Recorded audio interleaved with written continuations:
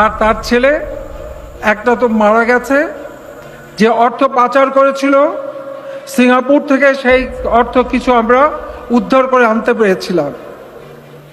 আর একজন কুলাঙ্গার বানিয়ে রেখে গেছে জিয়াউর রহমান, সে এখন লন্ডনে বসে আছে। সে গেল কেন লন্ডনে? 2007 সালে তখন কেয়ারটেকার গভর্নমেন্টের কাছে আর কোনোদিন রাজনীতি করবে না বলে মুচলেখা দিয়ে দেশ থেকে চলে গিয়েছিল, দেশ থেকে পালিয়েছিল। আর এখন সেখানে বসে রাজার হালে থাকে, আর দেশের ভিতরে যত বোমাবাজি, যত খুন খারাপি, যত রকমের নাশকতা কাজ, সেগুলি পরিচালনা করে। এই যে আজকাল যারা হচ্ছে পোস্ট দেন না, যে সম্মান দিয়ে কথা বলো না কেন, তোমরা এত জঘন্য, তোমাদের কারোর প্রতি কোনো সম্মান নাই, রেসপেক্ট দিতে জানো না, তারা কি এই যে এই ভাষণগুলো শুনেছিলেন?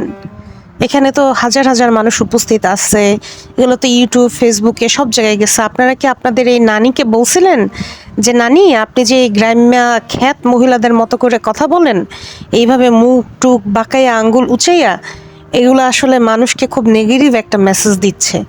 এতে আপনারা দেখতেও হচ্ছে বিশ্রী লাগে। আপনি এগুলো বন্ধ করেন, এগুলো মানুষ পছন্দ করে না। এগুলা কি তখন আপনারা বলছিলেন যে এগুলো তো সুরুচির পরিচয় না? একজন সাবেক প্রধানমন্ত্রীকে নিয়ে এই ধরনের বক্তব্য, একজন মুক্তিযোদ্ধা এবং একজন প্রেসিডেন্ট, তাকে নিয়ে এই ধরনের বক্তব্য, এবং হচ্ছে একজন প্রেসিডেন্টের ছেলে এবং তার মৃত ছেলেও অফকোর্স, তাদেরকে নিয়ে যে আপনি এই ধরনের কথাবার্তা বলতেছেন, এগুলো খুবই বিশ্রী লাগে। আপনি যদি ভোট পান, আপনাকে মানুষ এমনিই ভোট দিবে। আর সমালোচনা করলেও সেটা একটা যৌক্তিক ওয়েতে করেন, সুন্দর সাবলীলভাবে করেন। তো এখন হাসিনার ব্রা দেখলে আপনাদের মনে হয় ওহো, এটা কি ঠিক হচ্ছে? কুলাঙ্গার বলতেছে, আপনি বুঝতেছেন? আরও কি কি কতগুলো বলছে, যে পাকিস্তানের জারজ, তারপরে এই ধরনের অনেক কথাবার্তা বলছে। এগুলো ইউটিউবে ঘাটলে টাটলে পাবেন। আমি তো এই মহিলার ভাষণ আজকাল অনেক বছর হয়েছে শুনে টুনি না, কিন্তু এই ইদানিং মানে একটু জাস্ট আপনারা এই যে বলেন না ভদ্রতা ভদ্রতা, এইসব যে শিখান না, এগুলোর জন্য একটু ঘাটাঘাটি করতেছি। আর এই জন্য আপনাদেরকে একটু শো করতেছি যে এত ভদ্রতার বলি আমাদেরকে শিখায়েন না, ঠিক আছে? আমাদের এত ভদ্রতার বলি শেখানোর দরকার নাই।